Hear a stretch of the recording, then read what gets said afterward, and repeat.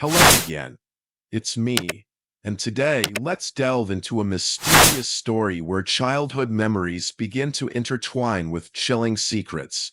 From a young age, I always considered myself mentally advanced compared to my peers, especially in the realms of common sense that seemed to escape them entirely. Among the friends who walked in and out of my life, only Chloe, Evie, Vincent, and Kenny remained close. We were inseparable from the age of 11. However, everything changed when we entered secondary school and continued until we turned 21, at which point our group split up for reasons I am about to share. My father owned a farm out in the suburbs, and it was there that strange events occurred, events that I still cannot explain to this day.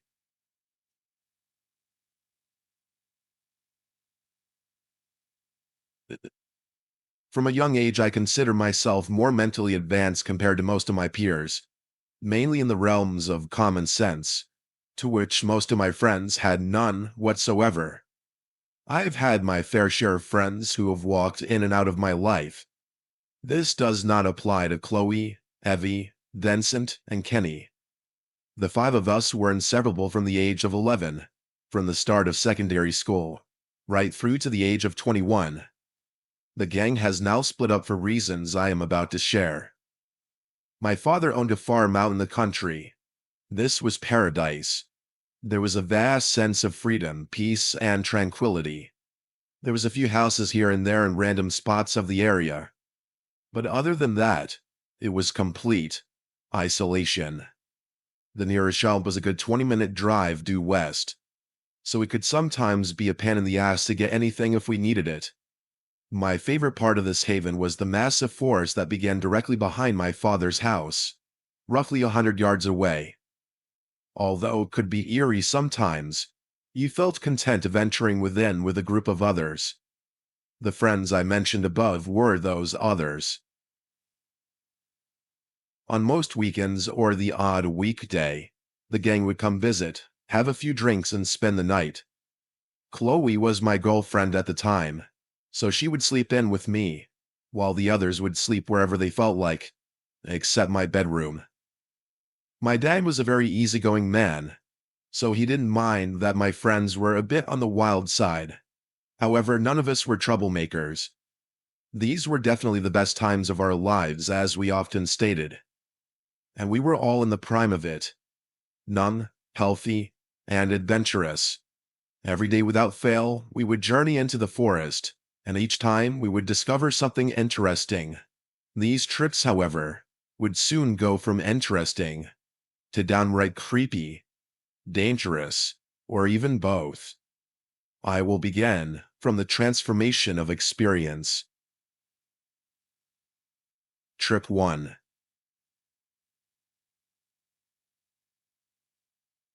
We all woke up at roughly the same time with a slight hangover, had a sugary drink to perk us up, then took a shower and got dressed. We all sat in a lounge, bored out of our minds, when Kenny made a suggestion. "Who fancies a walk then?" "Yeah." We all said in unison without hesitation. We got to our feet, grabbed our shoes, and set off on another one of our adventures. We reached the ever-welcoming mouth of the forest and began down the long, grassy path, which would eventually intertwine with alternate routes. Chloe and I were at the back, holding hands, while the other three were ahead of us discussing the latest horror film. We all shared a lot in common, especially a love for all things scary. This is possibly why we all enjoyed our walks in the middle of nowhere. No one could hear us scream. We got to the first of alternate pathways, a pathway going left and a more narrow one to the right. "Which way should we go?" "Let's head left," replied Kenny, and everyone agrees. I figured that Kenny chose this path due to his risk-taking nature. Despite the blazing sun, this path was dark, very dark. As I stated before, my friends are a bit nuts, though Kenny was by far the most reckless. We had traversed this trail a few times before, without incident, although for unknown reasons, I had a pretty uneasy feeling in the pit of my stomach. The path goes on, and the uneasy feeling I had did not subside. Chloe must have noticed an oddity in my behavior. I'm a rather quiet person, but I'm usually not this quiet. At your cage ever? Yeah, fine. I think I'm still feeling all the drinks from last night. Do you want to head back? No, I'm good. Thanks, though. She smiled at me, and I smiled back. I was thinking of how damn lucky I was. She was too good for me. I love you. You too. Back then, I had a discomfort saying the word love. I had difficulty expressing my feelings at all, and it's something I could never explain. Though Chloe understood. Like I said, she was too good for me. For a few minutes, I had completely forgotten where we were, how long we had been walking for, and even that uneasy feeling I had. That was until my trance was broken by one of those female shudders you hear when a girl sets her sights on something rather displeasing. So, oh. It came from Evie, who was on point with Vincent and Kenny. She jumped a foot in the air, with one hand covering her mouth, the other pointing directly into a bush on her immediate left. Chloe and I rushed ahead to see what the fuss was about, and we looked to where she was pointing. Barely concealed in the bush was a dead fox, surrounded by an extremely bloody mess. Its fur was completely covered in blood, and upon further inspection, was not killed by the cruel hand of nature. It was instead deliberately slaughtered by a man. A clean gash slit from its neck to its groin, suggesting it was sliced open by a large, sharp blade. What bothered me the most, however, was how recently this poor creature appeared to be killed. The blood was still crimson red and wet. There was no rotting smell or flies lingering around its carcass, despite the humidity of that particular day. This didn't seem to occur to anyone else but me. Therefore, I kept it to myself. I didn't want to freak anyone else out, especially Chloe. Evie was now in tears, crying into Vincent's shoulder. The other two guys stared on in curiosity, unable to take their eyes off it. If this was just a case of roadkill, Kenny would be poking at it with a large stick, however, without anyone saying a word. I could tell that Kenny and Vincent were thinking the same thing that I was. It's a bit of a stretch, but there was a possibility that there was a psychopath somewhere out here in this forest with us, wielding a large machete or a bowie knife.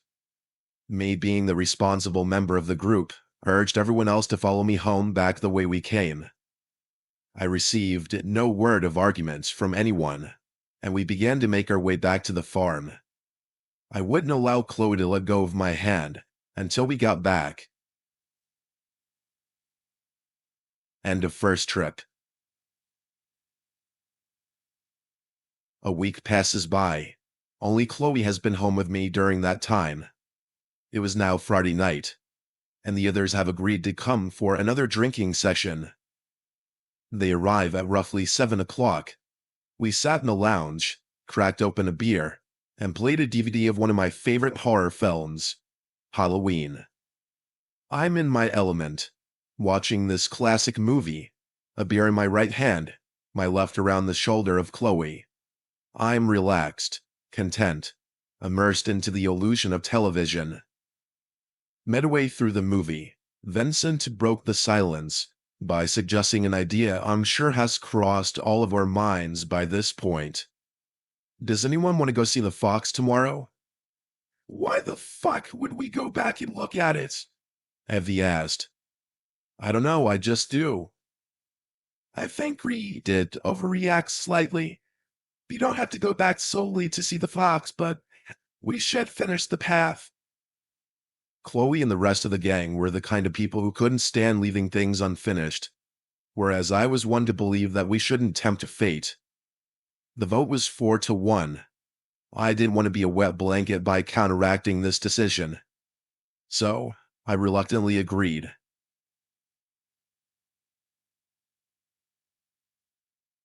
Trip 2. We started up the dark path on yet another gorgeous day.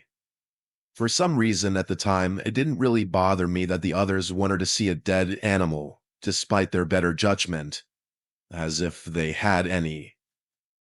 But to me it all seemed pointless. We got to the brush where we have found the dead fox. As you can probably guess, it was gone. I wasn't all that surprised.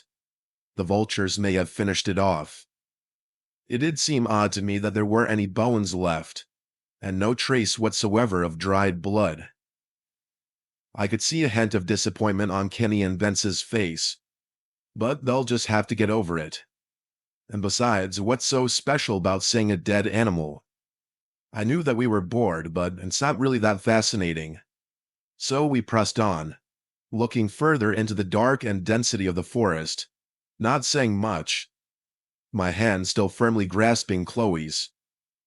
"I honestly don't remember this path being so damn long," Vincent exclaimed, already exhausted.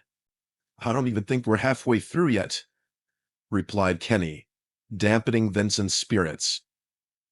"It probably seemed quicker last time because we were having a conversation. If we talk about something, the time will pass quicker."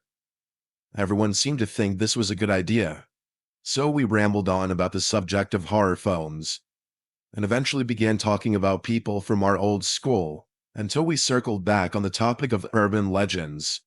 If I remember correctly, we were discussing the topic of the babysitter who receives a mysterious phone call from a stranger, insisting she check the children. She finally went upstairs to check, found the kids butchered, and was killed herself. "No, the babysitter lives, as the 911 operator informs her that the call is coming from within the house. This makes her jump out of the top window and survive," Evie counteracted, Chloe and I again walking behind, smiling and giggling to each other, due to the utter ridiculousness of the conversation, as if they actually believed these stories to be true. She still gets killed. The killer manages to get hold of her before she... Vincent stopped mid-sentence and stopped walking, as did everyone else. Chloe and I caught up to see what was wrong. He was looking straight ahead, transfixed on something, his face now pale white. "What's wrong, Vince?" I asked. He didn't answer. He just merely edged his head in the direction he was facing. We all looked. Ahead of us, the path turned into an upward slope, forming a small hill. At the top was extremely dark and very difficult to see. I took a few seconds for my eyes to adjust. When they did, my blood ran cold. There was someone at the top of the slope, carrying what appeared to be large, heavy objects. They would walk over to the right, pick something up, then walk back over and drop it. We could distinctly hear the thud of whatever was being dropped. From what I could tell, the figure was an inhumanly large man, wearing an oversized raincoat. It kind of reminded me of the fisherman from the movie I Know What You Did Last Summer. At the time, it did not occur to me as to why someone in their right mind would wear any raincoat at all, especially when you're transporting something that looked to be heavy. I then concluded that this man was not in the right mind and could be potentially dangerous. So I tried to persuade the rest to join me and retreating back the way we came. Kenny, being Kenny, had other reckless ideas. "1 minute, I want to see what he's up to." "Why? Let's just get the fuck out of here." No one else joined in the debate. So there we were, in the middle of the forest, watching the stranger. "Kenny, this is a terrible idea. Let's just go." I said this too loud, and I knew it, only it was too late. I let my frustration get the better of me. The figure suddenly stopped what they were doing and looked in our direction, staring at us intently from the top of the slope. At this point, it dawned on me how hauntingly quiet it was now. No birds, no wind, and not a sound from either of us. It was as if time had stood still. I could feel my heart pounding in my chest, that feeling you get when your legs turn to jelly, and the fear makes you feel completely weak. I'm sure everyone else felt the same. After what had to be a minute of silence and immobility, my instincts finally kicked in, and I slowly took a step back, my hand now squeezing Chloe's in her death grip. The stranger must have somehow sensed my movement, as he now broke into a full sprint, going from 0 to 100 within a fraction of a second. We all broke into a sprint, bolting back the way we came from, Evie letting out a deafening scream. Chloe and I were in the lead, and I was practically dragging her behind me. I may have nearly pulled her arm out of her socket, but at that point I didn't care. All I cared about was getting out of this forest, safe and unscathed. None of us dared to look back, though I somehow knew he was close behind. That was until we got back to the main path. We didn't stop running until we got to the front door of my house. I felt a rush of relief. We were back home, seemingly safe and sound. End of trip 2. It seemed like a stupid idea to run straight home with a potential serial killer on our tail, without even checking to see if he was still there. Now comes the possibility of this madman knowing where I live and waiting until nightfall to approach and strike. We had been sat in the lounge, watching television, waiting for my dad to return home from work. Not much was said about anything until we heard the front door slam shut, signaling the return of my father at 6 p.m. We agreed beforehand to not mention anything, as we didn't want to kick up a fuss. My dad came into the lounge, greeted us, and immediately left, most likely to get ready for his casual Saturday night drinking session down at the Fox and Hound pub. We had all calmed down by this point. During the last hour of daylight, we all agreed to crack open a few drinks. From what I can remember, we dubbed that day's events as once again, quote, taken out of proportion. Perhaps it was just a mentally ill homeless man who didn't really appreciate us spying on him, therefore lashed out. We didn't discuss the matter any further, and Chloe and I went to bed relatively early that night. We didn't enter the woods the following day. We went out for a drive, did a bit of shopping, had a drink at the Fox and Hound with my dad, and then returned back to the farm.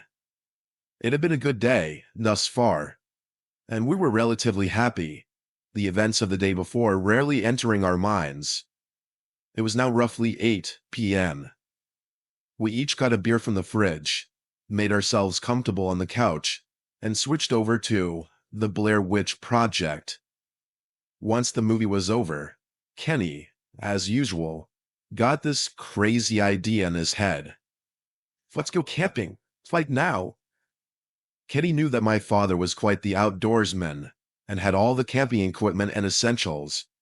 It was obvious that the movie had just inspired this new idea. Are you out of your mind?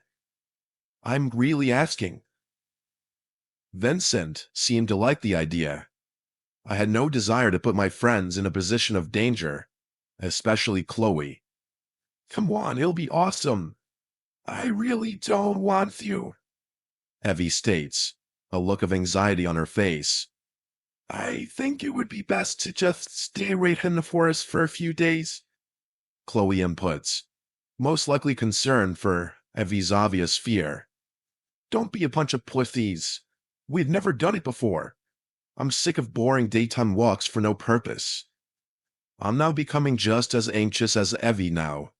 Chloe seemed to be more relaxed. Vincent chimes in. Well, I'm definitely up for it. They both looked extremely excited now, an excitement that I couldn't understand. No sane individual would want to go out into those woods after what we had seen the day before. What if we were wrong? God knows what could happen out there on an overnight camping trip. Then again, Kenny and Vincent were not people who were in their right minds. After what seemed like hours of debate, the girls and I somehow agreed. I still don't remember how that happened. June 26th, 2006. I remember this night better than any other. It was roughly 10 o'clock at night. The five of us walking along the path, a cold breeze rushing past to my face. The deeper we ventured into the forest, the more my fear began to grow. We slowly walked down the path, sleeping bags and tents propped up against our backs. We spoke in low tones, not wanting to attract any attention to anyone who may be out there. We got to the turnoff to the path where we encountered the fox and the possibly insane man. A sinking feeling dawned on me as Kenny approached the dark path. My gut warned me that Kenny was going to suggest we take the path and find a camp spot there. I watched him, preparing my argument in my head as to why that was a bad idea. In fact, this entire scenario was a bad idea. To my surprise, Kenny gave the path a quick glance, then looked back ahead and continued forward. Clearly, Kenny wasn't as crazy as I was led to believe. That was a relief. We set up camp in a grassy clearing, not too far from the main path. 3 tents were set up in a row, one for me and Chloe, Evie in the middle, and Kenny and Vincent on the other end. We lay outside of our sleeping bags, looking up at the sky and smoking cigarettes. The sky that night was clear and littered with stars. I had to be honest with myself. This night hadn't turned out bad at all. Sometimes Kenny's ideas weren't necessarily bad ones. They just always sounded stupid coming from him. We would often comment on a strange stench that was being carried by the breeze. I looked over at Chloe, who in turn looked back at me. We smiled at each other. She was wearing her favorite sky blue cap that night. It had never ceased to amaze me how beautiful she truly was. We all dozed off outside within 2 hours of setting up camp. The atmosphere was warm enough this night to sleep outside. I was slowly drifting in and out of consciousness, but was suddenly jolted awake when I heard a blood-curdling scream, causing my ears to ring. Oh, great fucking tide. Everyone was awake within a flash, startled and confused. We all looked over toward Evie's tent, where she stood looking into the drink cooler. She was now in hysterics, collapsing to her knees, speaking gibberish. We all rushed over to see what the commotion was all about, and looked inside the cooler to see the rotting carcass of an animal, manipulated in unnatural ways in order to fit inside the small space. The cooler was only big enough to carry a few drinks. We eventually recognized that this was the remains of the fox we had found, that had been savagely murdered only a week prior. We had no idea what to do or say at this point. Within the short span of time we had fallen asleep, someone had managed to sneak onto our campsite and stuff a dead animal into the drink cooler.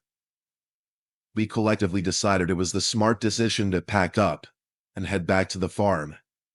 Evie would not spend another minute in this spot and demanded that somebody escort her back immediately. We sent her off with Kenny, as Vincent and I would pack up the equipment.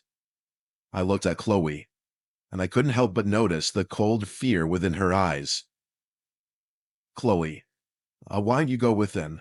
We've got this. No, I'm not going without you. Look, I'll be fine. Vince is with me. Now go catch up before you lose them.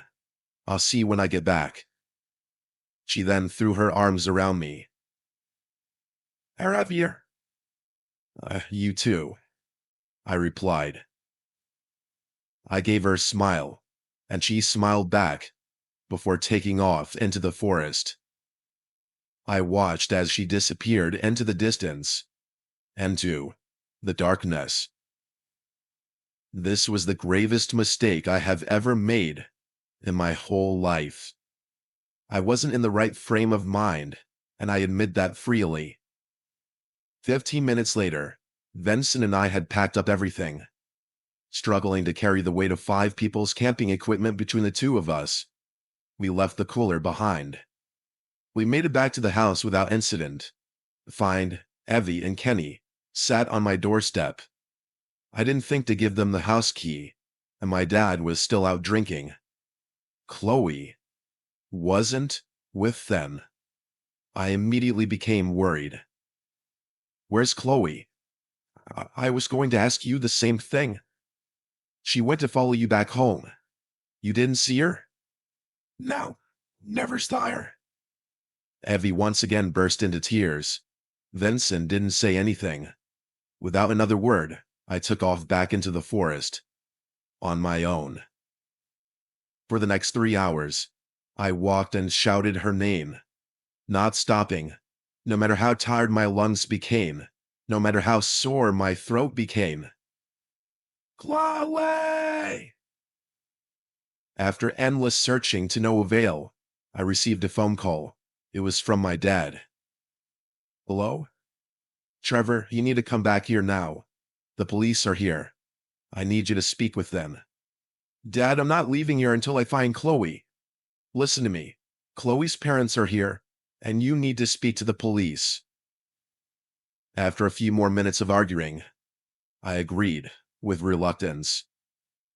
I arrived home half an hour later. A police cruiser was in our driveway, as well as the car of Chloe's parents. I knew that this was all my fault. I should have never let her out of my sight. I never allowed her out of my sight in the forest during the daytime. So why on earth would I break that rule during the night? As you can guess, Chloe's parents were as frantic and worried as I was. I gave my statement. They reassured me she most likely got lost and would turn up by dawn the next morning. 2 days later, Chloe was still missing. I kept trying to call her number, but it had been switched off ever since she disappeared. Her parents filed a missing persons report the next day. Search parties, including myself, were sent into the forest, attempting to discover at least a clue as to what happened to Chloe. On one occasion, I went off on my own. My first instinct was to go onto the path where we had encountered the stranger. I walked to the spot where we discovered the dead fox, and eventually to the slope where we encountered the man. I reached the top of the hill when something caught my eye. On a nearby tree branch was Chloe's sky blue cap. I picked it up, feeling both creeped out and sad. This sounds strange to say, but the cap still smelled like her. I missed her deeply. I reported my findings to the police and to Chloe's parents. I rarely ever spoke to Chloe's parents, even when we were together, and this was the very last time I ever did. I assured the police this was definitely her cap. They had to take it to test it for DNA, despite my protests. 9 years have passed.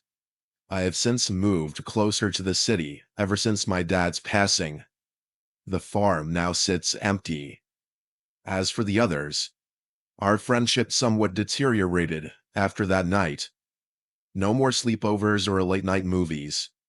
From what I heard, Kenny died a few years ago in a traffic accident. Figures. As for Evie and Vincent, I honestly have no idea. I sometimes imagine how it would be if one day the gang would somehow get back together but as just a pipe dream. Recently, I visited that farm, and for the first time in a very, very long time, I went into that forest. I believe it would be the very last time I would ever do this. During my hike, I came across something that I had completely forgotten about. At the end of the main path, I saw an etching on an old oak tree. Trevor and Chloe, forever. We did that when we first started seeing each other. I hopelessly like to think that one day I will once again see Chloe smile and hold her hand. Though I know deep down that's never going to happen. If only I had swallowed my stupid pride and told her that I loved her while I had the chance. I wouldn't have this empty void inside of me, the constant feeling of being so incomplete. I sometimes wonder if she's still out in those woods somewhere, and that's a thought that will haunt me until the day I die. Today's story has come to a close, but the mysteries and fears continue to echo in our minds. Remember, in this world, there is always a reason to be afraid. It's what makes life interesting, isn't it? The strange events and unexplainable mysteries will always exist alongside us. This video has come to. Don't hesitate to share your theories in the comments below. If you enjoyed the video, please hit the like button and subscribe. Thank you for watching. I am Midnight Shadows, and for now, goodbye and see you next time.